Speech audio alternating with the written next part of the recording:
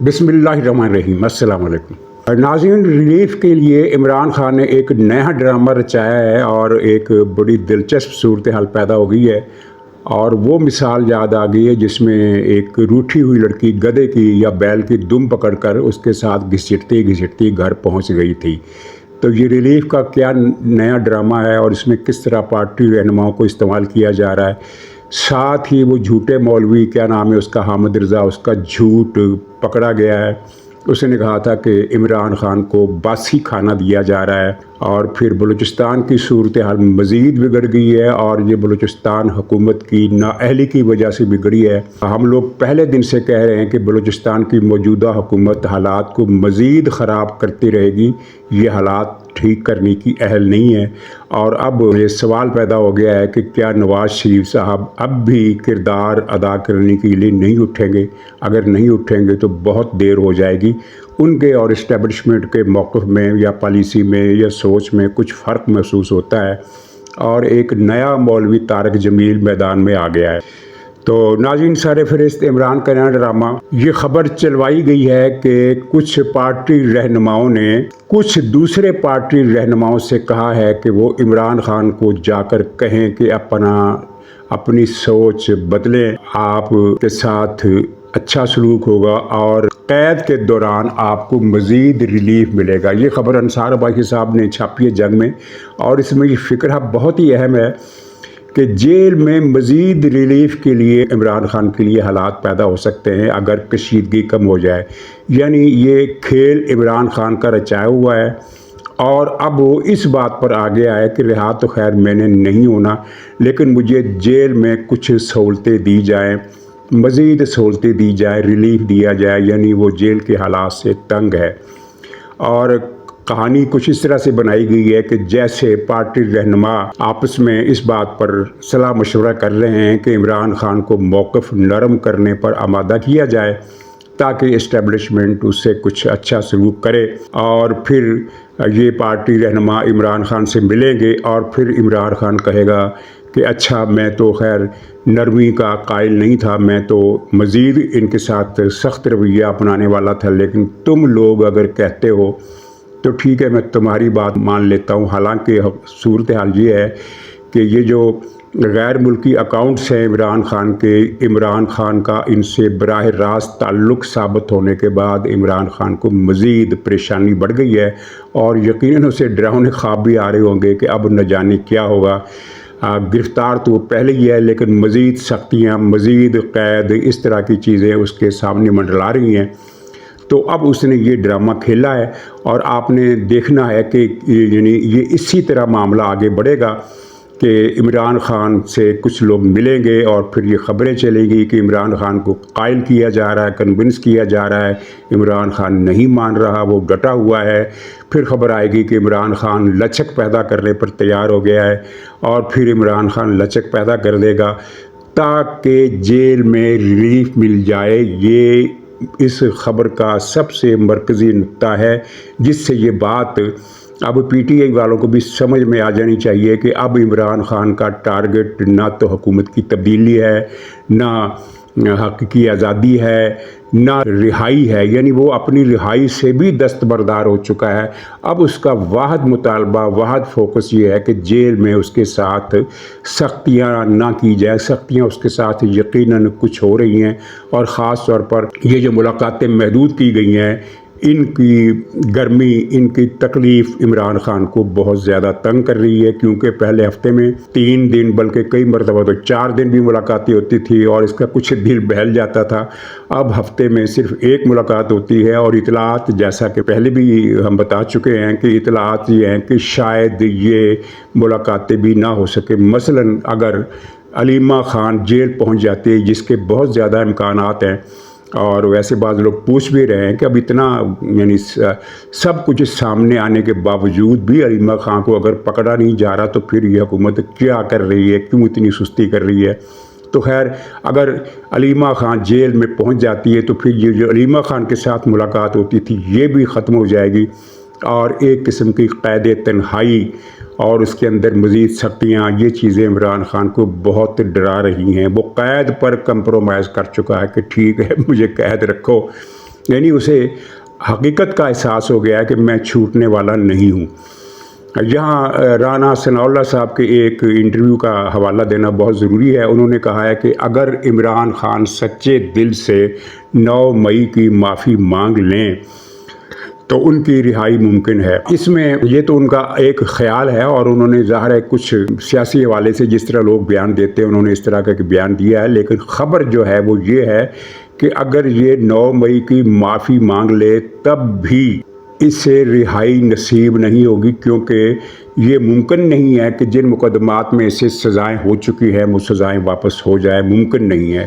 اور جہاں تک 9 مئی کی معافی کا تعلق ہے، اگر یہ ایسے ہی ہے جیسے کوئی کہے کہ اگر عمران خان اپنی گردن اتار دینے پر خود ہی تیار ہو جائے تو اسے رہائی مل جائے گی۔ اگر 9 مئی کی معافی مانگتا ہے تو عمران خان کی سیاست الف سے لے کر یہ تک، اے سے لے کر زیڈ تک ختم ہو جائے گی، برباد ہو جائے گی، کیونکہ اس کا تو بیانیہ یہ ہے کہ 9 مئی کو جو کچھ کیا عوام نے کیا، میرا تو کوئی تعلق نہیں تھا۔ حالانکہ اسے پتہ نہیں ہے کہ اگر اس پر مقدمہ چلا جو جلد ہی چلنے والا ہے 9 مئی کے حوالے سے، بہت جلد چلنے والا ہے، تو ساری چیزیں سامنے پبلک کے سامنے آ جائیں گی۔ یعنی جب سزا سنائی جائے گی اور فیصلہ سنایا جائے گا تو فیصلے کے ساتھ وہ سارے شواہد فیصلے کے متن میں بھی ہوں گے، اور بہت ساری چیزیں آڈیو ویڈیو وہ بھی لیک کر دی جائیں گی، جس طرح پچھلی مرتبہ جو دہشت گردوں کو 9 مئی کے دہشت گردوں کو کچھ دہشت گردوں کو سزائیں سنائی گئی تھی فوجی عدالت سے، تو ساتھ ہی وہ کلپ بھی چلائے گئے تھے۔ ہر مجرم جس کو سزا دی گئی تھی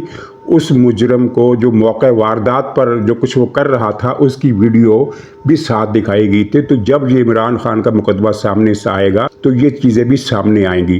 اس لیے رانا ثناء اللہ کا بیان اس معنی سے، اس حوالے سے آپ دیکھیے کہ کیا عمران خان 9 مئی کی معافی مانگے گا، اور میں نے جو خبر تھی وہ آپ کو بتا دی کہ معافی مانگ لی، جو کہ ممکن نہیں ہے، وہ نہیں مانگے گا۔ اگر مانگ لی تب بھی رہائی نہیں ہوگی۔ مولوی حامد رضا نے 2 دن پہلے یہ جھوٹ ٹی وی پر بیٹھ کر بولا کہ عمران خان کو باسی کھانا دیا جا رہا ہے، اور اس نے یہ بھی کہا کہ اگر یہ ثابت ہو جائے کہ اسے باسی کھانا نہیں دیا جا رہا، یعنی میں جھوٹ بول رہا ہوں، تو میں MNA کی سیٹ سے استعفیٰ دے دوں گا۔ یہ بیان موجود ہے، ٹی وی کے ویب سائٹوں پر بھی موجود ہے، اخبارات میں بھی موجود ہے، یہ اس نے بیان دیا تھا۔ تو اب کل جیل سپرڈنٹ نے جو تفصیل جاری کی ہے اس نے کہا ہے کہ عمران خان کو اس کی مرضی کا کھانا، اس کی مرضی کا جو شیف ہے، باورچی ہے، جیل میں جو بھی مشقتی باورچی کا کردار ادا کرتا ہے اسے دیا گیا ہے، وہ اس سے اپنی مرضی کا کھانا، اپنی مرضی کا آئٹم اپنی مرضی کے مطابق بنواتا اور کھاتا ہے۔ یعنی وہی دیسی بکرا، دیسی مرغا، ہر چیز، وہ پوری عیاشی کی لسٹ جو ہے پوری کی پوری یہ کھاتا ہے، اور کھانے میں اس کے کوئی کمی نہیں آئی۔ یہ ہے خبر۔ اور اب سوال یہ پیدا ہوتا ہے کہ یہ جھوٹا مولوی کیا اپنی سیٹ سے استعفیٰ دے گا؟ ظاہر نہیں دے گا، یہ جھوٹ بولنے کے امام ہیں، اور جھوٹ گھڑ کر بولتے ہیں۔ ایک تو یہ جھوٹ ہوتا ہے کہ سنی سنائی بات آگے کر دی، یہ بھی جھوٹ ہے، لیکن اس میں چلیے تھوڑی سی گنجائش، ایک رعایت مل جاتی ہے کہ بھئی اس نے کسی سے سنا اور یہ سمجھا کہ یہ آدمی سچ بول رہا ہے تو جھوٹ آگے چلا دیا۔ ایسا نہیں ہے۔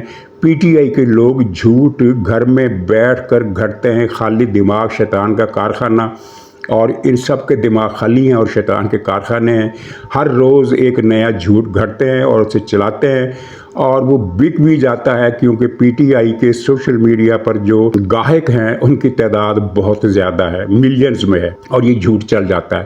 اور جب وہ جھوٹ ثابت ہو جاتا ہے کہ یہ جھوٹ تھا تو بات آئی گئی ہو جاتی ہے، کوئی کسی کا گریبان نہیں پکڑتا کہ تم نے یہ جھوٹ کیوں بولا۔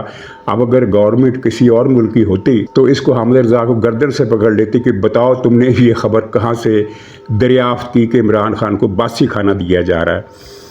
ناظرین، بلوچستان کا ذکر ہم آخر میں کریں گے، پہلے ایک نیا مولوی یہ چھوٹا سا کلپ سنیے۔ واقعی ایک سنجیدہ وظیفہ ہے۔ اگر آپ چاہتے ہیں کہ آپ کے گھر کا بجلی کا بل کم سے کم آئے تو ایک وظیفہ ہے، آپ نے شہادت کی انگلی سے میٹر پہ جا کے لکھ لینا ہے زم زم۔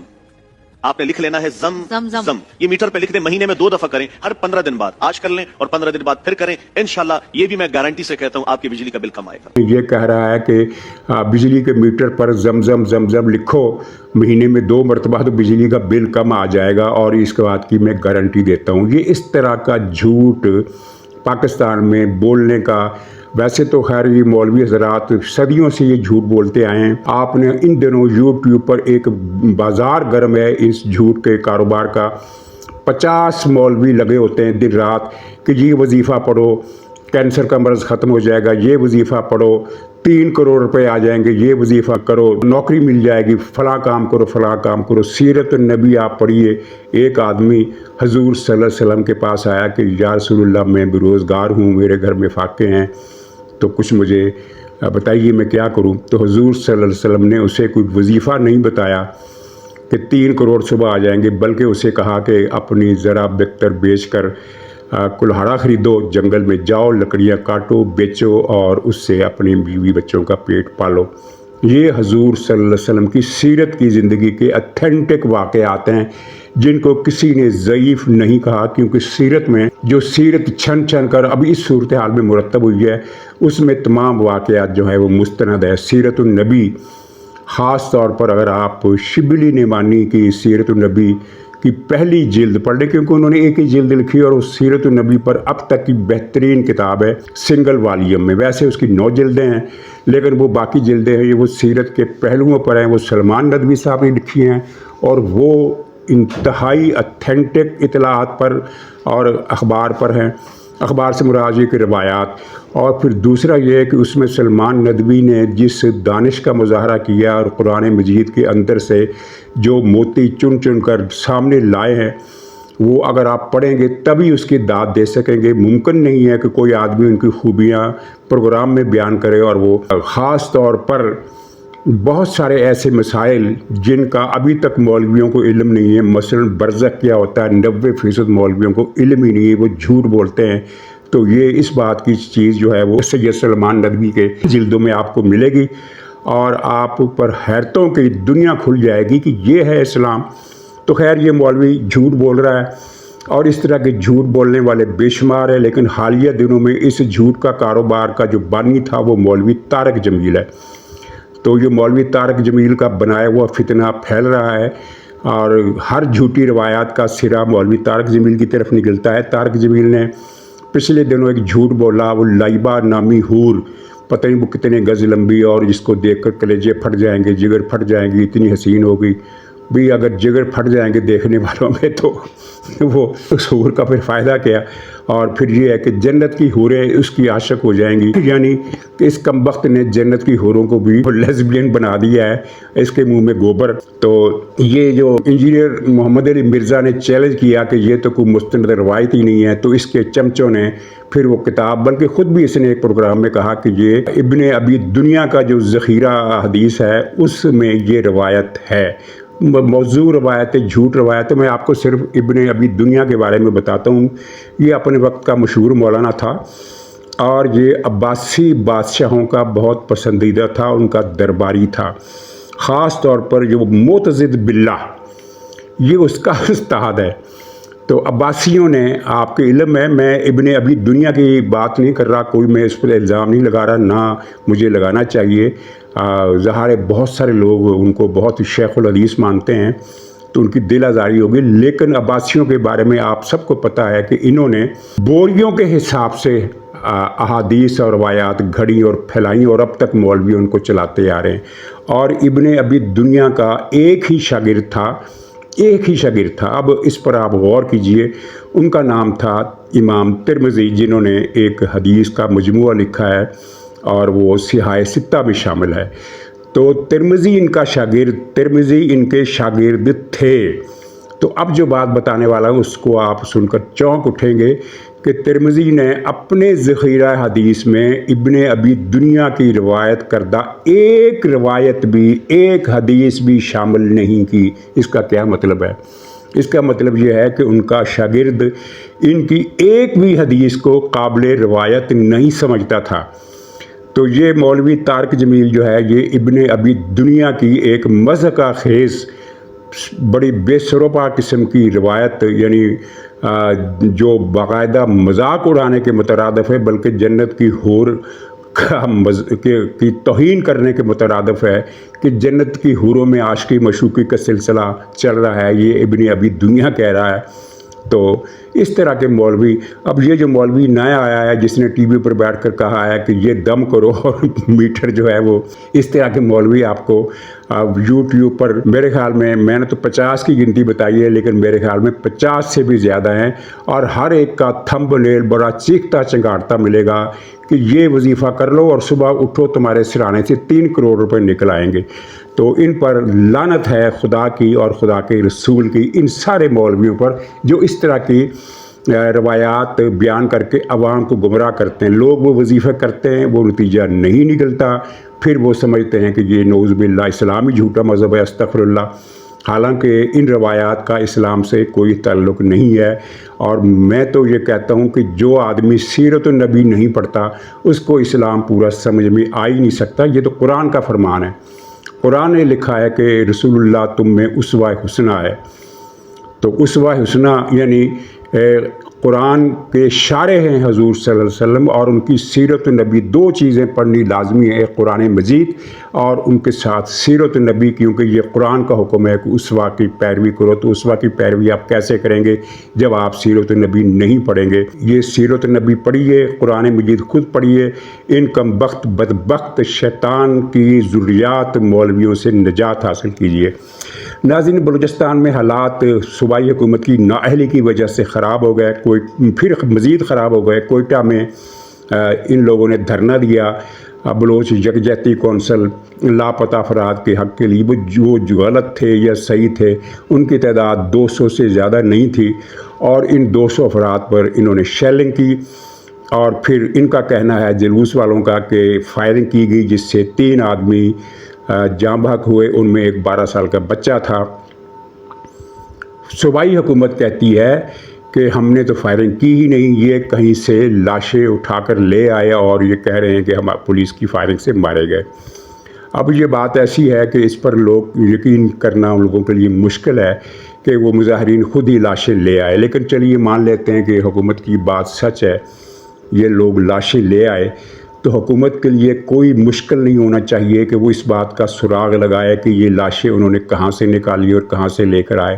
سچ جھوٹ کا پتہ چل جائے گا، لیکن حکومت موقف سے مطمئن نہیں کر سکی، اور وہ 3 لاشیں لے کر انہوں نے دھرنا دیا۔ اب اس دھرنے کو بھی منتشر کر دیا گیا، اور اس کے بعد بلوچستان کا جو بلوچ ایریا ہے اس کے میجارٹی علاقے میں، یعنی بلوچستان میں کوئی بہت زیادہ ضلع نہیں ہیں، رقبہ بہت بڑا ہے، آبادی تھوڑی ہے، تو نوش کی، قلات، خزدار، سراب وغیرہ اضلاع میں مکمل پہیہ جام، شٹر جام، ہڑتال ہے، وہاں انٹرنیٹ بھی بند ہے، کوئی چیز سڑکوں پر نظر نہیں آ رہی، گویا کہ بلوچستان مکمل ہڑتال پر ہے۔ تو یہ بلوچستان کی حکومت کی نااہلی کی وجہ سے کہ 200 افراد کا جلوس اور اس میں بھی 3 آدمی مارے گئے، چاہے ٹھیک ہے حکومت کا موقف مان لیتے ہیں کہ انہوں نے نہیں مارے، تو پھر یہ ثابت کریں کہ یہ خود لے کر آئے تھے لاشیں۔ ان سے بلوچ دہشت گردوں سے کوئی رعایت نہیں کی جا سکتی، ان کو پوری طاقت اور سختی کے ساتھ، آہنی ہاتھوں کے ساتھ کچل دینا چاہیے، جو کہ تقاضا ہے حالات کو ٹھیک کرنے کا۔ لیکن بلوچستان کی حکومت اس کام میں ریاست کی مدد کرنے کے بجائے ریاست کے رستے میں رکاوٹیں کھڑی کر رہی ہے اپنی نالائکی اور غیر ذمہ داری کی وجہ سے۔ اور اطلاع یہ ہے کہ نواز شریف صاحب نے کہا ہے کہ بلوچستان کا مسئلہ جمہوری طریقے سے حل ہوگا۔ اس فکرے کا سیدھا سادہ مطلب یہ ہے کہ وہ جو ریاست کی اسٹریٹجی یا سوچ ہے وہ نواز شریف صاحب اس سے پوری طرح متفق نہیں ہے۔ تو یہ بیان دینے سے تو بات نہیں بنے گی، انہیں چاہیے کہ ریاست کے لوگوں سے بھی رابطے کریں۔ وہ ٹھیک ہے، انہیں اسلام آباد کا دورہ نہیں کرنا چاہیے، کوئی ضروری نہیں ہے، کوئٹہ جانا بھی ضروری نہیں ہے، لیکن وہ اس لاہور میں بیٹھ کر ریاستی ذمہ داروں سے بات کر سکتے ہیں، بلوچستان کی حکومت سے بات کر سکتے ہیں، بلوچستان کے سیاستدانوں سے بات کر سکتے ہیں۔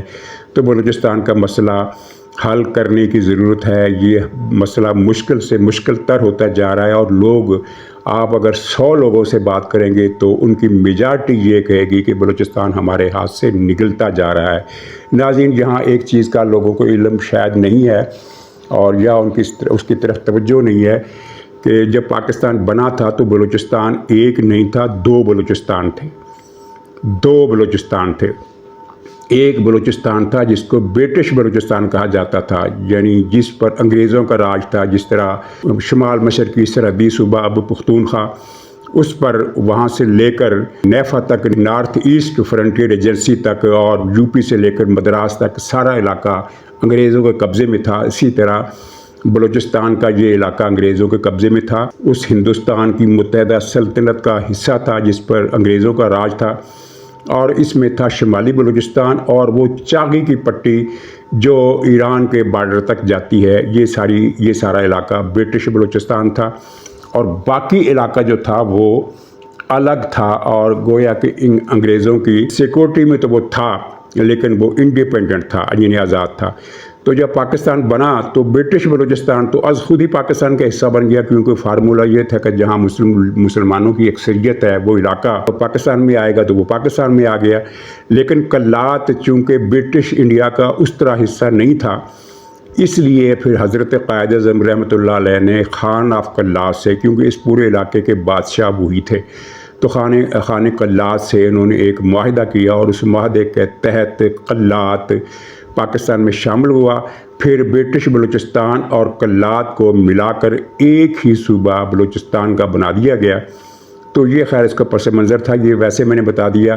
مسئلہ جو بھی ہے وہ سنگین ہوتا جا رہا ہے، سنگین سے سنگین تر ہوتا جا رہا ہے۔ بلوچستان کی حکومت اگر اس کو نہ ہٹایا گیا تو وہ اس صورتحال کو مزید خراب کرے گی، اور نواز شریف صاحب نے اگر اس وقت اپنی صحت کی پرواہ نہ کرتے ہوئے حالات میں مداخلت نہ کی، ان کو حالات میں مداخلت کرنی ہوگی، اپنی صحت کی قربانی دینی ہوگی، اور تاکہ بلوچستان میں کچھ اچھائی کے امکانات پیدا ہو سکیں، ورنہ پھر جو ہے پھر وہ گریہ و ماتم کا سامان تیار ہے۔